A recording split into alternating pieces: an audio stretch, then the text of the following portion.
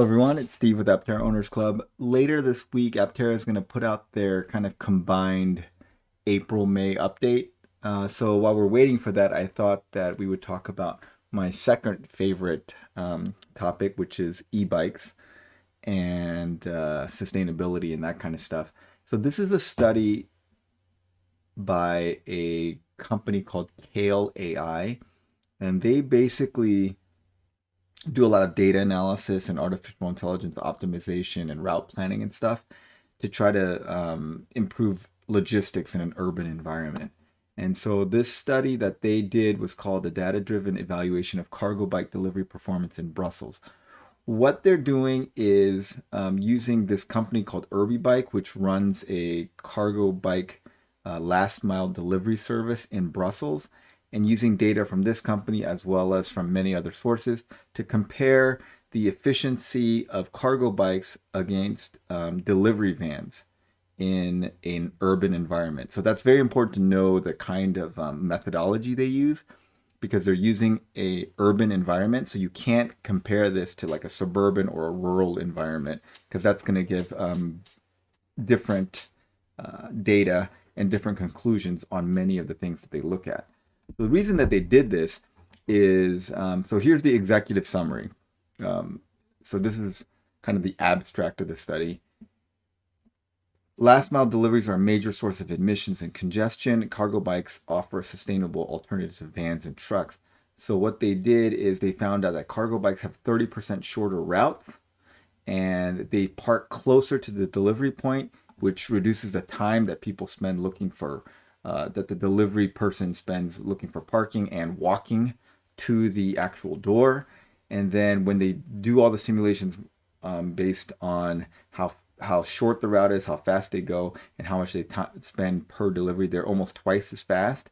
They have 1/5 the total vehicle cost per parcel, and greenhouse emissions are less than diesel and electric cars by 98 and 96% respectively.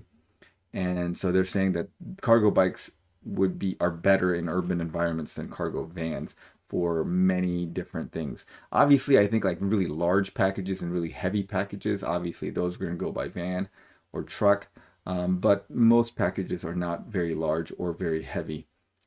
And so here's the introduction of why they think this is important. Transport accounts for 30% of a city's carbon emissions and is expected to grow at a faster rate than any other sector, mainly because e-commerce and like food delivery, package delivery, grocery delivery, those kinds of things are becoming very, very popular.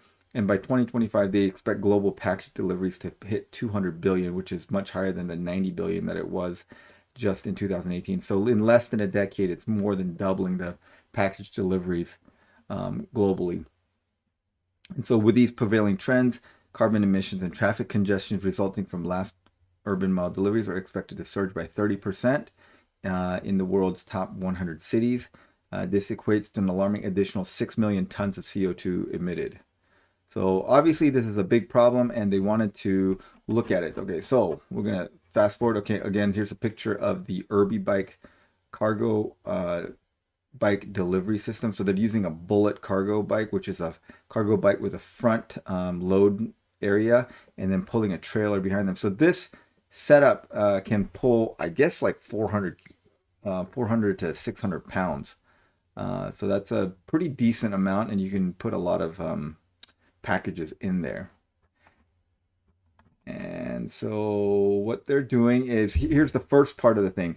They looked at a standard route, and they looked at what route a cargo bike versus a van would take. And the reason that the cargo bike has a different path than the van is that cargo bikes are allowed to use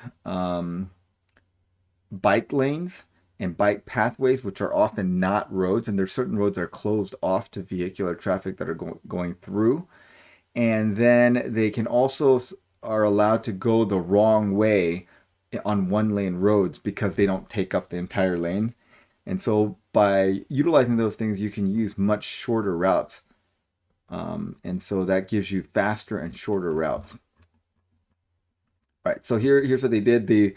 This is a GPS map of Bike's operations between October and December of 2022. So you see like what routes the bikes are taking. And this is a sample route that they found. And then this is their methodology. What they did is they were going to combine all these steps. So step one is how much time does it take to travel to the destination? Then how much time does it take to find parking? And then how much time does it take to unload the parcel out of the vehicle and walk to the address and then deliver to the door? So those are all the things that they're going for. And so what they did here is when they looked at the route lengths for vans and cargo bikes in Brussels for the same addresses, so if you have the same places that you were going to deliver to, the bike has an average route of 8.5 kilometers and the van has an average route of 11 kilometers. So about 30% shorter route distance for cargo bikes. Again, that's because they can utilize going the wrong way on a one-way street, as well as using bike lanes and other non-automobile routes when they want to go. And so that often results in smaller, shorter routes. Then when they looked at bike speed, what they found that cargo bikes go about 16 kilometers per hour.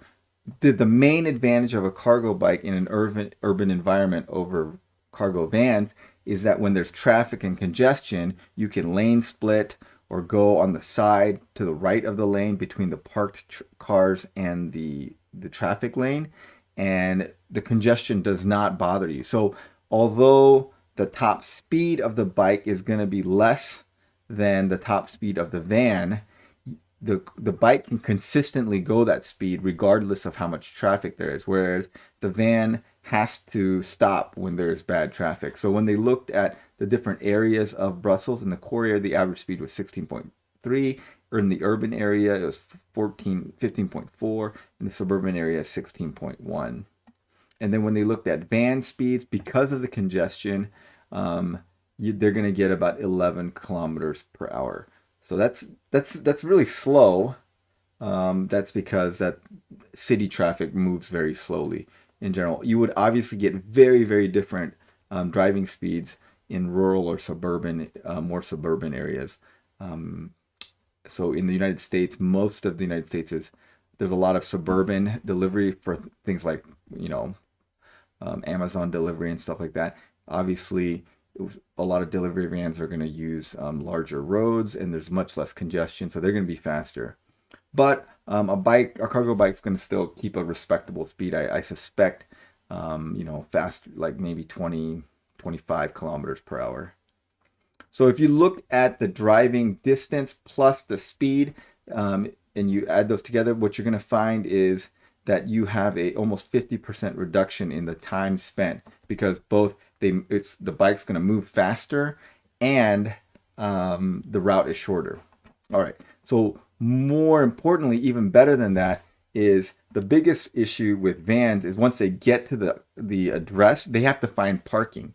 In rural areas and many suburban areas, parking isn't really an issue. You can just park right next to the building.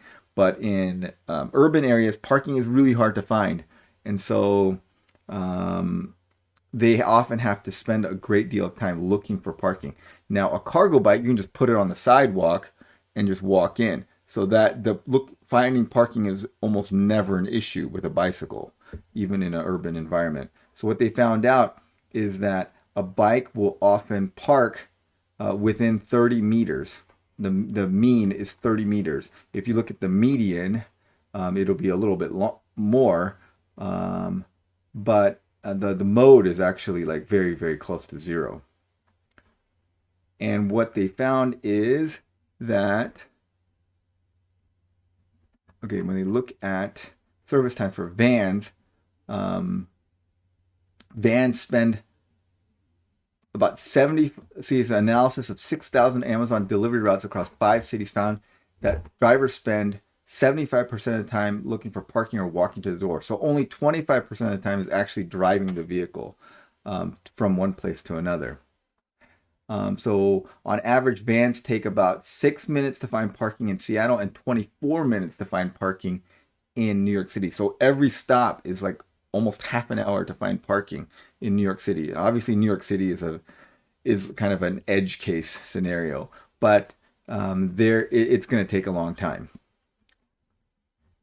And when they do find parking, it's farther away, so then you have to walk farther, and that takes more time. So basically, when you look at this, the travel to destination time for cargo vans is going to be 481 hours.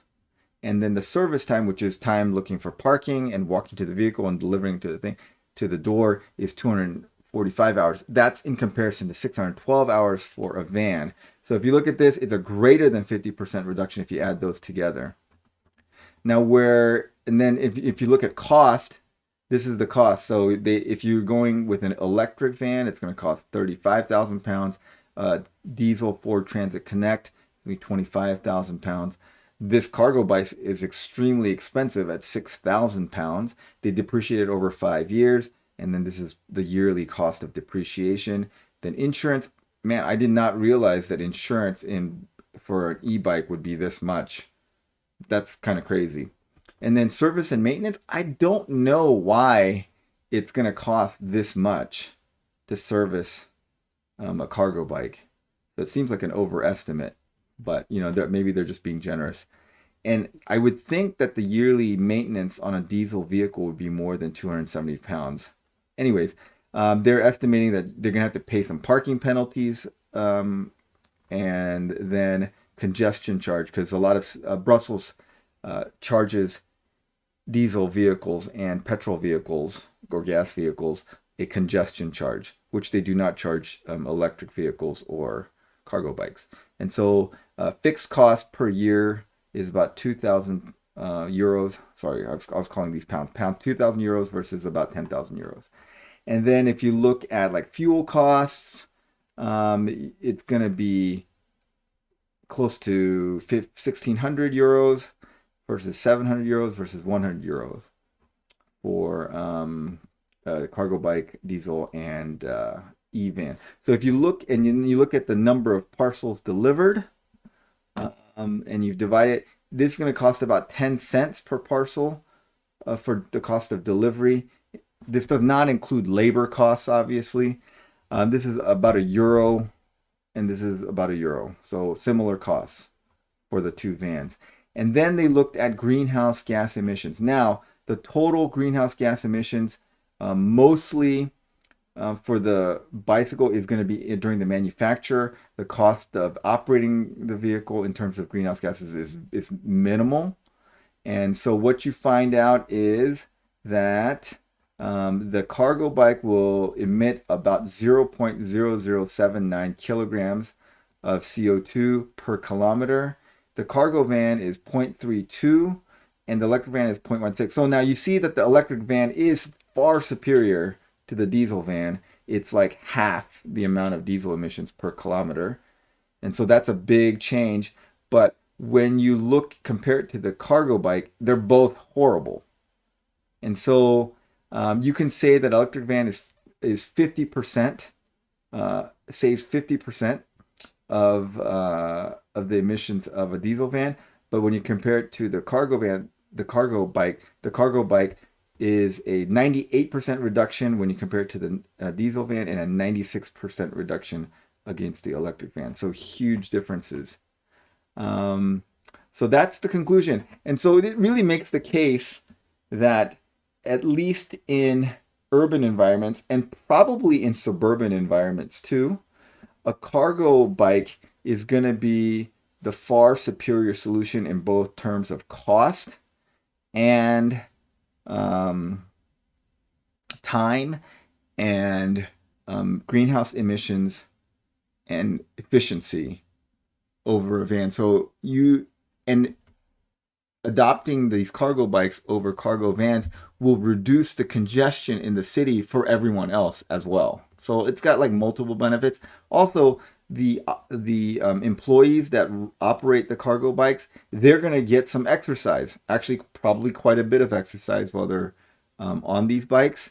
And so it has health benefits for them and health benefits for everyone else in the city, because these things are not going to be causing air pollution, and there'll be less like particulates from tire wear and things like that for the workers and residents of the city that they're operating in. So it was pretty impressive, the 98% reduction in greenhouse gases, and how it is just faster and better for everything. So I'm hoping that big logistics companies like Amazon are going to see this, and hopefully, I hope to see Amazon doing cargo bike deliveries sometime in the near future. That would be awesome. All right. Well, we're going to look forward to the April-May update from Aptera, and I'll definitely cover that when it comes out. But I thought that this was an interesting study. Thanks for watching. If you sat through this whole thing, have a great day, everyone.